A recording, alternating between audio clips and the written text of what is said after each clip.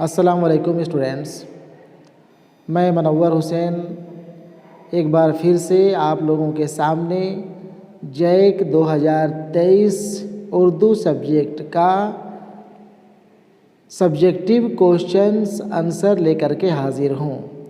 आज आप मेरे साथ देखेंगे 2023 एनुअल एग्ज़ाम का उर्दू सब्जेक्ट का सब्जेक्टिव क्वेश्चंस और साथ ही साथ उसके आंसर्स भी। ठीक है ना।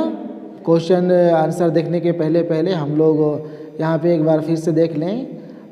कॉपी की पहली पृष्ठ यहाँ पे 1 नंबर में दिया हुआ है पंजीयन संख्या आपको यहाँ भरना है। उसके बाद 2 नंबर में पंजीयन वर्ष रजिस्ट्रेशन ईयर भराएगा आपका। 3 नंबर में रोल कोड भरेंगे। 4 नंबर में रोल नंबर भरना है। 5 नंबर में लिपि में जैसा कि हम पहले ही आप लोगों को बताएं कि उर्दू सब्जेक्ट का लिपि आप पर्शियन लिखेंगे, फ़ारसी लिखेंगे या फिर उर्दू भी लिख दें तो इससे कोई हर्ज नहीं है। ठीक है ना। उसके बाद आपको 6 नंबर में तिथि लिखना है, जिस दिन आपका उर्दू का पेपर होगा उस दिन का डेट डालेंगे। 7 नंबर में दिव्यांग माजूर स्टूडेंट, अगर कोई उस तरह के स्टूडेंट्स होंगे तो यस में टिक करेंगे, वैसे ज़्यादातर स्टूडेंट्स नो में टिक करेंगे। ठीक है ना। इसके बाद दाहिने तरफ यहाँ पे प्रश्न संख्या 1 2 3 4 करके दिया हुआ है, बगल में प्राप्तांक है। ये सब काम आपका नहीं है, ये कॉपी जो चेक करते हैं वो नंबर भरने का काम करते हैं। ठीक है। साइन भी आपको पहले पेज में कहीं पे नहीं करना है। ठीक है। इसके बाद आगे अगला पेज में महत्वपूर्ण एवं आवश्यक निर्देश, यहाँ पे निर्देश दिया हुआ है कि कैसे कैसे क्वेश्चंस को हल करना है। ठीक है। वही चीज़ यहाँ पे उर्दू में दिया हुआ है। तलबा के लिए ज़रूरी हिदायत, ठीक है, हिदायत आप पढ़ लेंगे। वैसे मैं क्वेश्चंस के साथ साथ आप लोगों को ज़रूरी इंस्ट्रक्शन, ज़रूरी हिदायत भी बतलाते जाऊँगा। यहाँ पे आम हिदायत आप पढ़ सकते हैं। उम्मीदवार जहाँ तक मुमकिन हो अपने अल्फाज में जवाब लिखें। हर सवाल के नंबर मार्क्स बाएं हाशिया में दर्ज हैं। यह सवालिया व जवाबी किताबचा 3 सेक्शन पर मुश्तमिल है, सेक्शन ए, सेक्शन बी और सेक्शन सी। कुल सवालों का नंबर 19 है। यहाँ पे चूँकि 2023 में सब ऑब्जेक्टिव क्वेश्चन अलग दिया गया था और उसमें 40 क्वेश्चन थे और सब्जेक्टिव क्वेश्चन अलग से दिया गया था 1.5 घंटे के बाद, इसलिए यहाँ पे फिर से सवाल नंबर 1 2 3 करके शुरू किया गया है और सवाल नंबर 19 तक गया है। आपको जो कॉपी मिलेगी 2025 के फाइनल एग्ज़ाम में वो एक ही कॉपी मिलेगी, एक ही क्वेश्चन विथ आंसर शीट मिलेगी और उसी में सवाल नंबर 1 से लेकर के 52 तक रहेगा। ठीक है ना। सवाल नंबर 1 से लेकर 30 तक मारूजी सवालात, ऑब्जेक्टिव क्वेश्चंस, और उसके बाद फिर सब्जेक्टिव क्वेश्चन के लिए सवाल नंबर 1 2 3 नहीं होकर के आपका ऑब्जेक्टिव के बाद क्वेश्चन नंबर कंटिन्यू किया जाएगा। जैसे सवाल नंबर 30 तक जो ऑब्जेक्टिव क्वेश्चंस होंगे उसके बाद आपका सब्जेक्टिव क्वेश्चन के लिए सवाल नंबर 31, सवाल नंबर 32, 33, 34, 35 होते हुए कुल सवाल नंबर 52 तक जाएगा। ठीक है। सभी सवालों के जवाबात दी गई हिदायत के मुताबिक दें। ठीक है। अब यहाँ पे सेक्शन ए देखें। सेक्शन ए में लिखा है मुंदरजा झेल 7 सवालों में से किसी 5 सवालों के जवाब एक लफ्ज़ या एक जुमला में दें। ठीक है ना। यहाँ पे 7 सवालों में से किसी 5 सवालों के जवाब लिखने के लिए 2023 में कहा गया था, जबकि आपको 2025 के इम्तहान में यहाँ पे सेक्शन ए में रहेगा मुंदरजा झेल 8 सवालों में से, ठीक है ना, 8 सवालों में से किसी 6 सवालों के जवाब आपको एक लफ्ज़ या एक जुमला में देना होगा। फ़र्क सिर्फ इतना ही है कि यहाँ वेरी शॉर्ट क्वेश्चन 5 करना था, आपको 2025 के इम्तहान में 6 करना है। 8 में 6 यानी कि 12 नंबर का सवाल वेरी शॉर्ट क्वेश्चन होगा। ठीक है।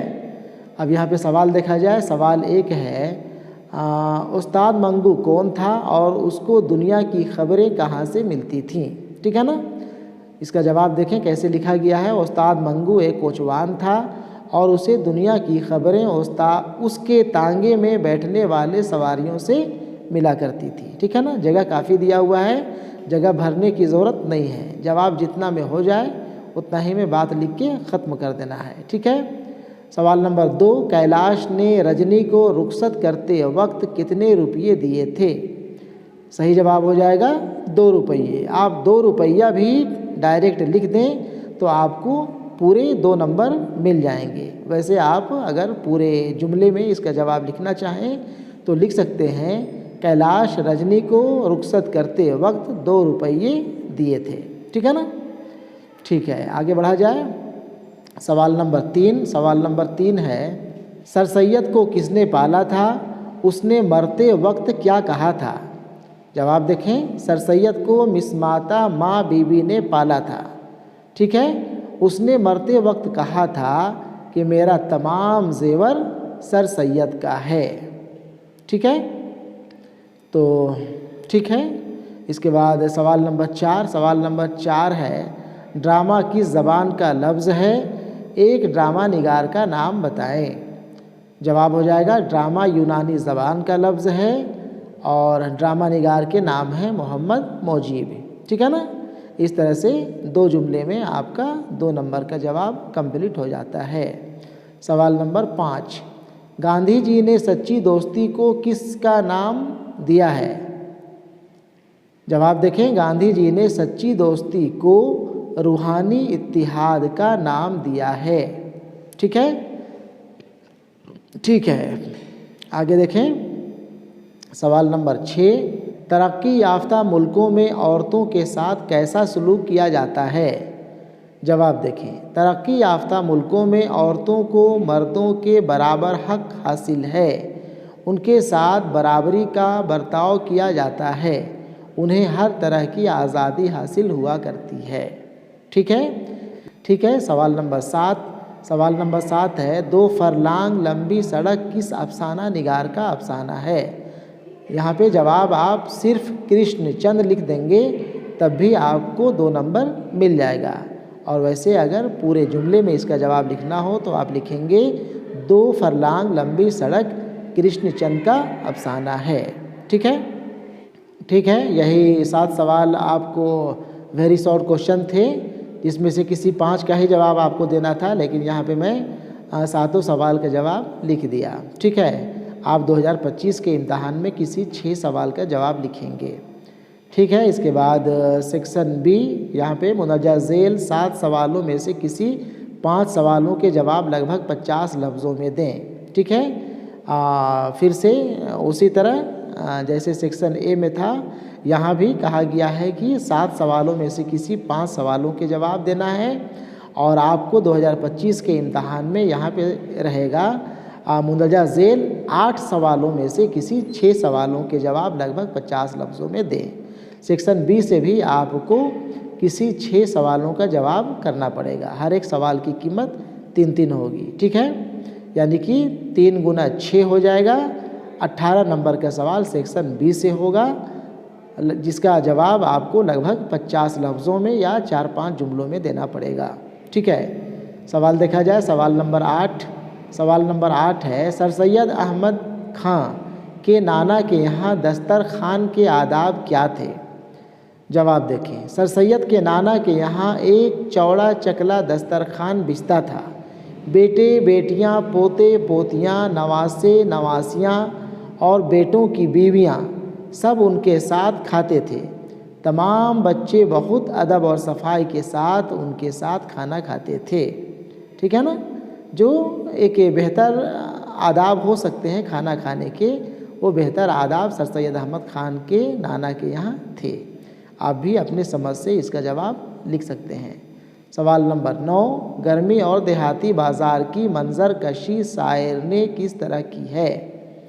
जवाब देखें, गर्मी और देहाती बाज़ार की मंजर कशी शायर जोश मलिह आबादी। गर्मी और देहाती बाज़ार नज़्म के शायर नज़्म निगार जोश मलिह आबादी हैं। ठीक है ना?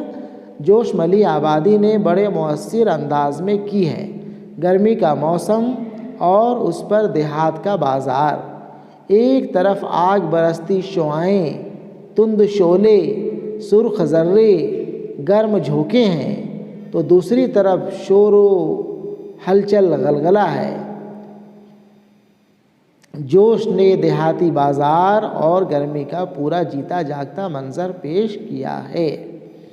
ठीक है, ठीक है, आगे देखें सवाल नंबर 10। फ़ानी बदायूनी की गज़ल का एक शेर लिखकर उसकी तशरीह करें। फ़ानी बदायूनी की गज़ल आपके निसाब में शामिल है, उसमें से उस गज़ल का कोई भी एक शेर आप लिखेंगे और शेर लिखने के बाद उसकी तशरीह करेंगे।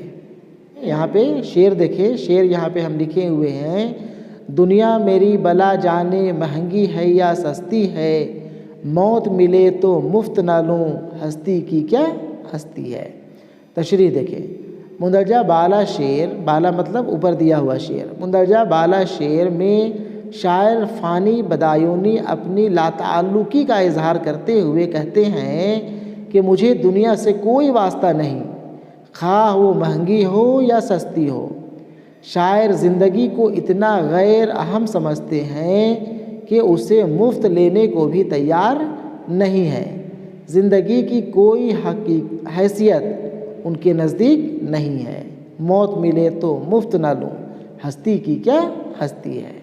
ठीक है ना, ठीक है, आगे देखा जाए सवाल नंबर 11। सवाल नंबर 11 है, मतला और मक्ता की तारीफ़ करें। जवाब देखें, मतला गज़ल का पहला शेर जिसके दोनों मिसरे हम काफ़िया हों, मतला कहलाता है।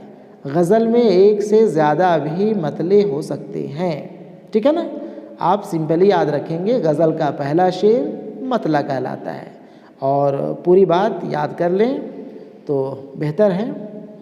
और फिर मक्ता देखें, गज़ल का वो आखिरी शेर जिसमें शायर अपना तखल्लुस इस्तेमाल करता है, उस शेर को मक्ता कहते हैं। ठीक है ना, गज़ल का आखिरी शेर जिसमें शायर अपना तखल्लुस इस्तेमाल करता है, शेर व शायरी में इस्तेमाल किया जाने वाला नाम इस्तेमाल करता है, मक्ता कहलाता है।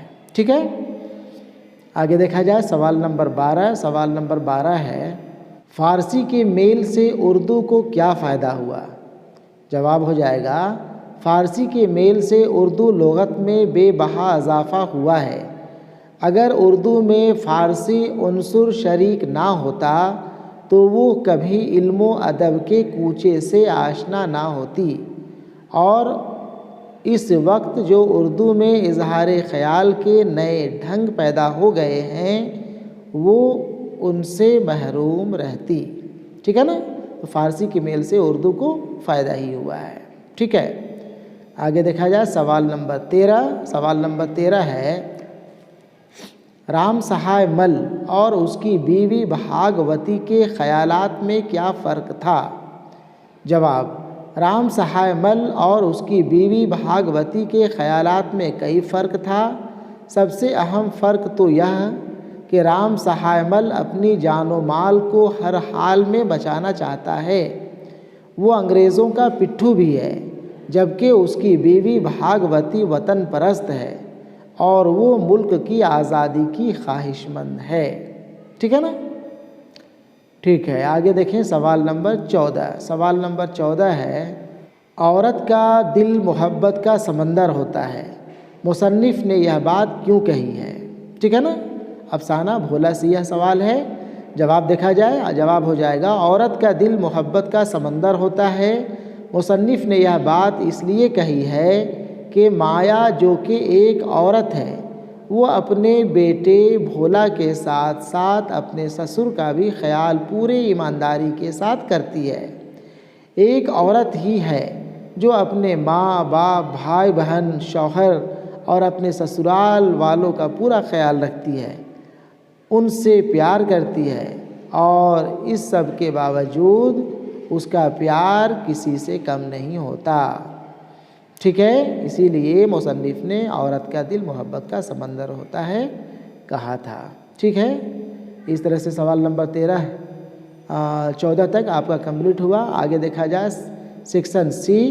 सेक्शन सी है, मुंदरजा झेल 5 सवालों में से किसी 3 सवालों के जवाब लगभग 10 जुमलों में दें। ठीक है ना, यहाँ पे आपका 2025 में रहेगा, मुंदरजा झेल 6 सवालों में से किसी 4 सवालों के जवाब लगभग 10 जुमलों में दें। यहाँ पे 3 गुना 5 15 नंबर का कुल सवाल है, जबकि आपका रहेगा 4 गुना 5 20 नंबर का। ठीक है, सेक्शन सी लॉन्ग क्वेश्चन आपको 20 नंबर का करना होगा। ठीक है, सवाल नंबर 15। सवाल नंबर 15 है, हमारे मुल्क में औरतों की हालत पर एक मजमून लिखें। ठीक है, आप अगर बेहतर तरीके से लिख सकते हैं, आपको लिखना आता है, तो इसका जवाब आप अपने से बहुत बेहतर लिख सकते हैं कि हमारे मुल्क में औरतों की क्या हालत है। हमारे मुल्क की औरतों की हालत का तबसरा आप बेहतर से बेहतर अपने समझ से कर सकते हैं। यहाँ पे जो जवाब हम लिखे हुए हैं आप उसे देख लें। ठीक है, हमारे मुल्क में औरतों की हालत पर गौर करने से मालूम होता है कि हमारे मुल्क में औरतों की हालत अच्छी नहीं है। हम औरतों की आज़ादी को लेकर लाख ढिंढोरा पीटे, लेकिन हकीकत ये है कि औरतें अभी भी आज़ाद महसूस नहीं करती और उन्हें मर्दों के रहमो करम पर अपनी ज़िंदगी गुजारनी पड़ती है। आज भी न जाने कितनी औरतें जहेज़ कम लाने पर ससुराल में कई तरह के ताने सुनती हैं। उन पर कई तरीके से जुल्म ज़्यादती की जाती है। अगर वो लड़का को जन्म नहीं देती तो उसका सारा इल्ज़ाम उसी के सर मढ़ दिया जाता है। आज भी हमारे यहाँ बेशुमार औरतें जहालत के अंधेरे में घिरी होती हैं और उस जहालत का सेहरा मर्द के हाथों बांधा जाए तो इसमें कोई मुज़ायका नहीं। ठीक है, इस तरह से जवाब हम लिख करके कंप्लीट किए। आप अपने से अपने मुल्क में औरतों की हालत पर मजमून लिखेंगे। ठीक है, सवाल नंबर 16, नज़्म की तारीफ़ करें और उसकी अक़साम लिखें। जवाब, नज़्म की तारीफ़, नज़्म से मुराद पूरी शायरी होती है। इसमें वो तमाम असनाफ़ और असालीब शामिल होते हैं जो हयत के एतबार से नस्र नहीं है। ठीक है ना, गज़ल के अलावे शायरी की जितनी भी असनाफ़ हैं उन सभी असनाफ़ को हम नज़्म के ज़ुमरे में रख सकते हैं। आगे देखें, इस्तिलाही मानों में गज़ल के अलावा तमाम असनाफ़ में की जाने वाली शायरी को नज़्म कहते हैं। नज़्म का एक मरकज़ी ख़याल होता है जिसके गिर्द पूरी नज़्म का ताना बाना बुना जाता है। इसके लिए ना तो हयत की कोई कैद है और ना मौज़ूआत की।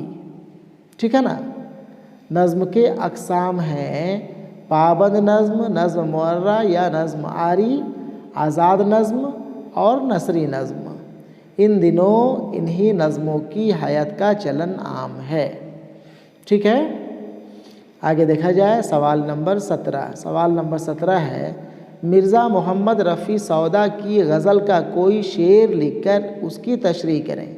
सवाल नंबर 5 नंबर वाला सवाल भी आपको एक शेर लिखने के लिए कहा है और शेर लिख करके उसकी तशरीह करना है।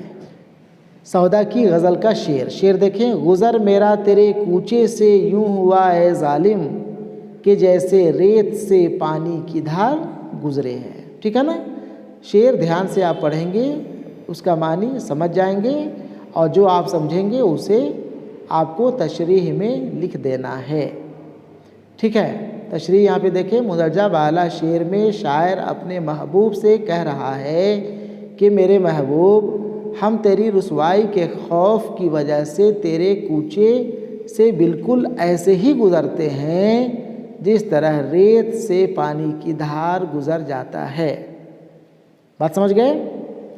गुज़र मेरा तेरे कूचे से यूं हुआ है ज़ालिम कि जैसे रेत से पानी की धार गुज़रे है। ठीक है, तशरीह ऐसे ही करना है। सवाल नंबर 18, मंगू कोचवान अंग्रेज़ों से क्यों नफ़रत करता था। अफसाना नया कानून आप पढ़ेंगे सुनेंगे तो आपको इसका जवाब लिखने में आसानी होगी। जवाब यहाँ पे है, मंगू कोचवान के अंग्रेज़ों से नफ़रत के कई वजूहात थे। सबसे बड़ी वजह तो यह थी कि छावनी के अंग्रेज़ गोरे उसे बहुत सताया करते थे। गोरे मंगू के साथ ऐसा सलूक करते थे जैसा कि वो एक जलील कुत्ता है। इसके अलावा मंगू को यह लगता था कि 7 समंदर पार की यह बंदर के औलाद यानी गोरे अंग्रेज़ उसके अपने हिंदुस्तान पर अपना सिक्का चलाते हैं, लोगों पर तरह तरह के जुल्म करते हैं। मंगू को अंग्रेज़ों का रंग भी बिल्कुल पसंद ना था।